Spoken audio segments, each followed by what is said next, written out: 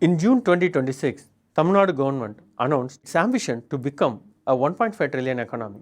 I become curious. Are we going to achieve it because of manufacturing, exports, AI, or startup? As I started searching for answers, I kept coming across the same word, GDP. Every single conversation about economic growth, investment summit, and every ambition target eventually leads back to the same metric, GDP. So what does GDP mean? I found myself thinking about a student's report card. GDP works much the same way, and if you don't understand what the number represents, we can never truly understand what $1.5 trillion means. So let's break down the GDP.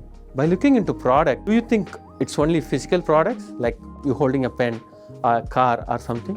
No. GDP also means services as well, goods as well as services. Say, a car rolling out of the factory is a product. A software project delivered to a client is a product. Whether it's a hospital treating a patient or a government providing public service, they are all part of what the economy produces, even the government salary. Whatever the factory outputs, business profits and services, all rolled into one number.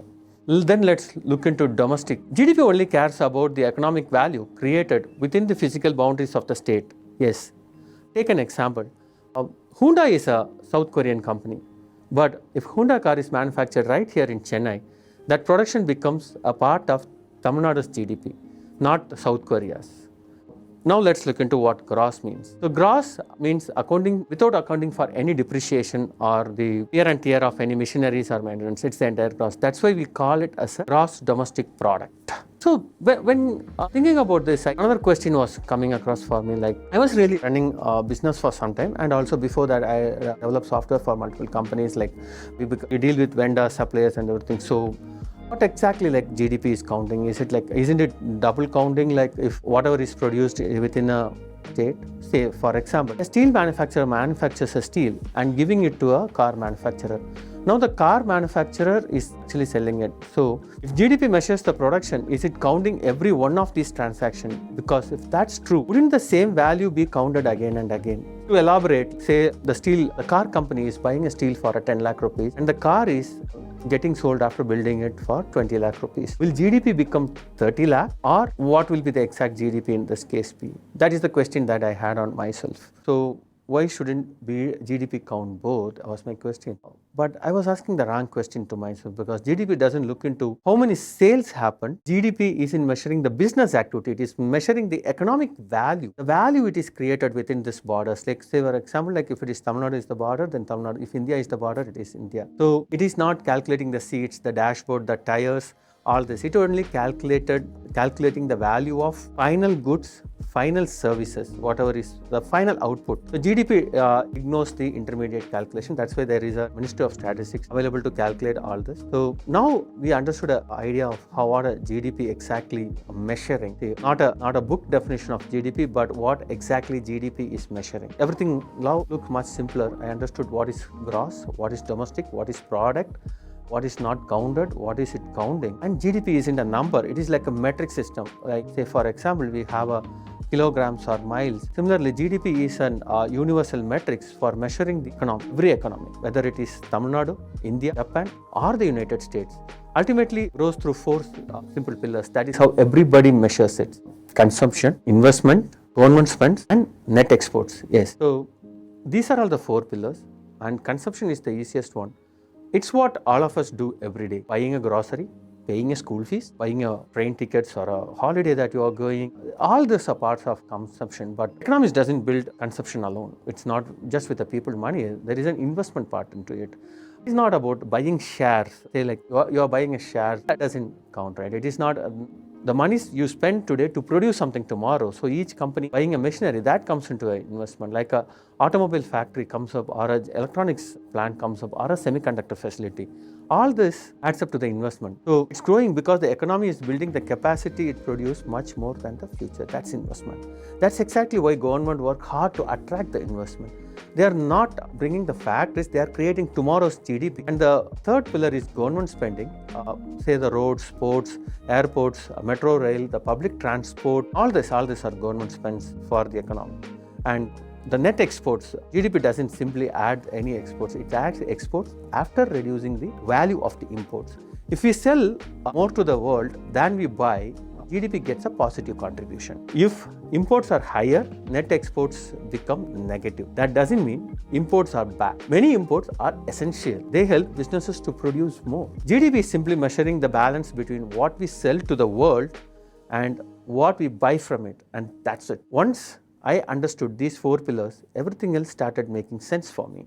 For the first time, I could see how an economy grows, and that's when I felt, okay, Tamil Nadu 1.5 trillion ambition stopped looking like another headline or started looking into something that we could analyze. And before we move on, I want to test you with two simple questions. So imagine a police officer earns a salary of around 50,000 per month. Does that salary contribute to GDP? Now suppose the same person spends 5,000 in the grocery shop. Does that also contribute to GDP?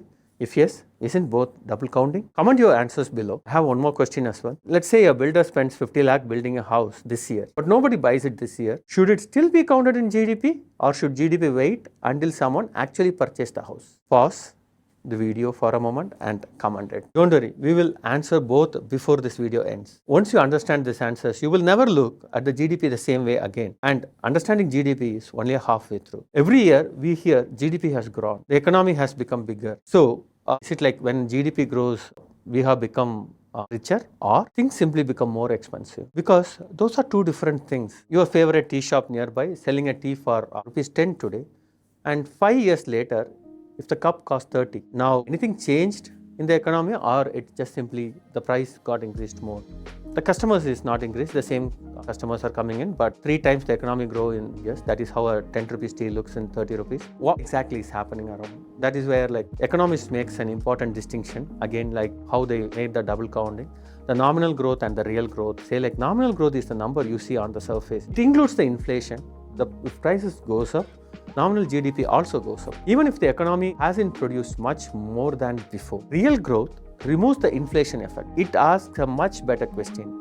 Did we produce more, or did the price simply increase? This distinction matters because our goal isn't just to see the bigger numbers, say like everything like a 3x. Our goal is to create more value, more factories, more products, more services, more innovation, more opportunities. Real growth tells us whether the economy is actually creating more value or whether we are simply paying higher prices. Why we are actually calculating in dollars if all this means? Is everything like 1.5 trillion economy? Why not simply? Because we are in India, and why can't we take it in? Like imagine trying to compare the economies, Japan, Germany, South Korea and US. Every country uses a different currency. If we compare only local currencies, the numbers wouldn't mean very much. Because currency appreciates, currencies depreciate. Inflation is different everywhere. So economists need a common language, common measuring stick. That's where the US dollar comes in. It's not because of the dollar is better.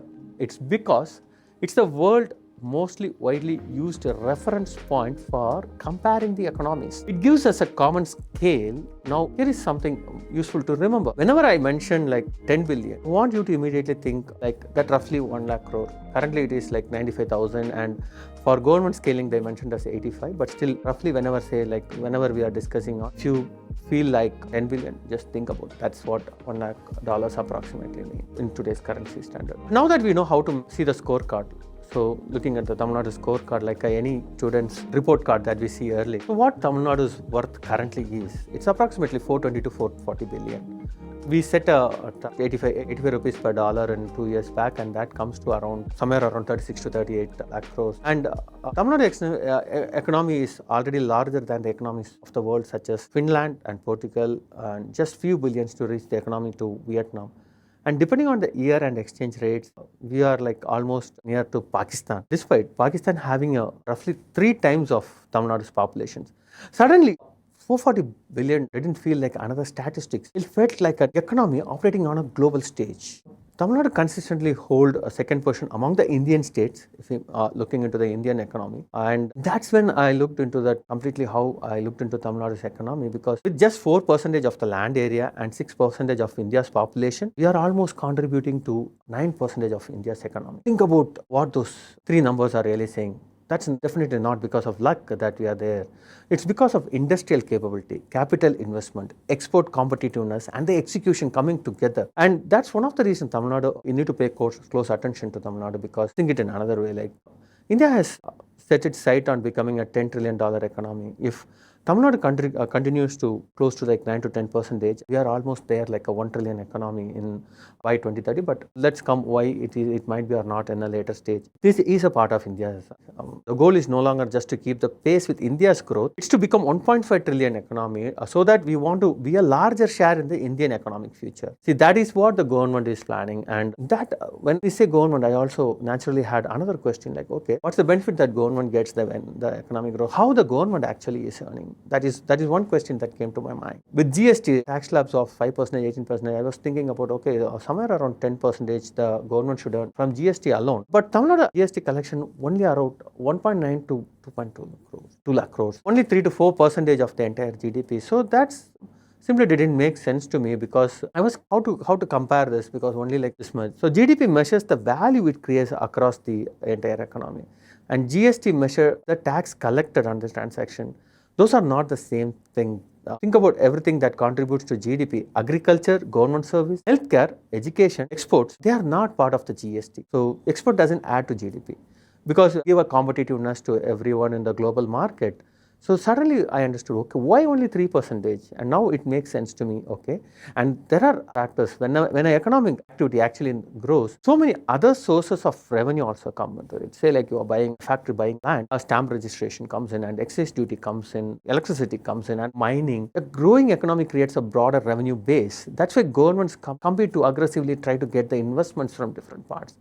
They are not simply trying to collect more GST or a tax alone. They want to become a larger economy as a part. That is why such a huge ambition is being set. So only then the government can invest in the healthcare infrastructure for the entire growth of all of us. So now you remember the police officer's salary question that I was asking? The GDP isn't tracking the same money. It's tracking two different pieces of value. First, the government employee produces a public service. The officer's salary represents the government purchasing a service, say a security or a law is created by the public, a public service is created, and the another one is consumption. So both are gets added in the different pillars. So both, yes, definitely are contributing to the GDP. And the same comes with the builder question. The house doesn't have to be sold for GDP to recognize its economic activity.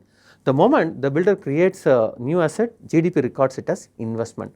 Otherwise, we would be pretending months of construction activity never happened. When the house is sold later, GDP is careful not to count the same value twice. That's another example of how intelligently the system avoids double counting. So, before we can understand how Tamil Nadu can become a 1.5 trillion economy, we first need to understand how it built a $440 billion economy.